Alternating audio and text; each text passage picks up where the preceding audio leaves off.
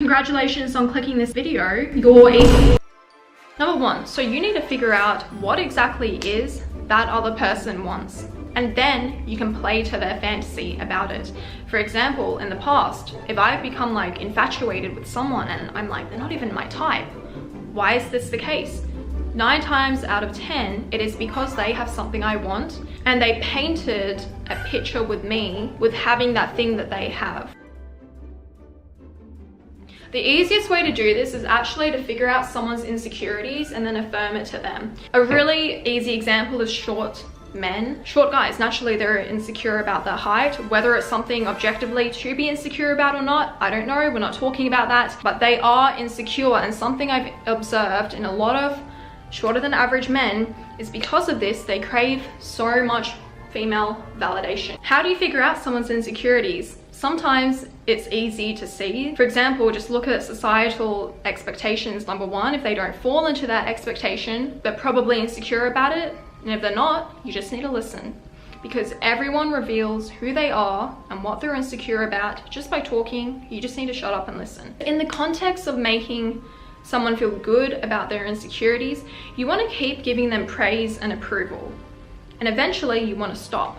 Maybe abruptly. They're going to crave this again because you become their source of validation. And then they're like, oh, what do I do? What do I do without this validation? This will especially work on people who just simply can't validate themselves, which is why all people who are manipulators and then narcissists, they go for weak targets, which is why I stress in all my videos, guys, you need to have a healthy mindset, you need to go to therapy, you need to work on yourself, because there are fucking evil people in the world. That's why it's so important you need to self-validate in order to protect yourself from those people. Let them project a fantasy onto you. We talked about this in terms of insecurities and, you know, that person usually has something you want. But in terms of seduction especially, it is really good to play to someone's fantasy by entirely being a blank slate.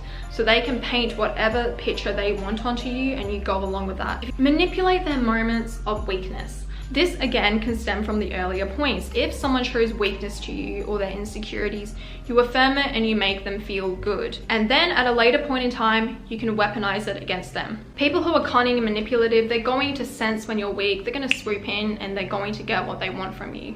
Paint a picture of their life with you, especially if they want what you have. Oh my god, we can do this trip together. Imagine how beautiful our kids are gonna look. You can also talk about, oh, my future husband or my future wife, because they're naturally gonna be like, why are you talking about that when I'm right here? Like, that should be me. And they try to prove themselves harder to you. Doesn't work on everyone. Just works on them if they're weak, and a lot of people are weak. Love bomb them. That can go into future promising as well, but love bombing works, but you need to learn what they are so you can pull away. Please use these tips wisely and hopefully protect yourself from people who use these tips, because there are a lot of weirdos in the world. And remember, we want to attract healthy relationships with people that are long lasting, which means you should be using the healthy tips I shared with you, where, you know, you have good self-concept, you're working on yourself, you're building your own garden and letting the butterflies come versus chasing, and just like being in your own power.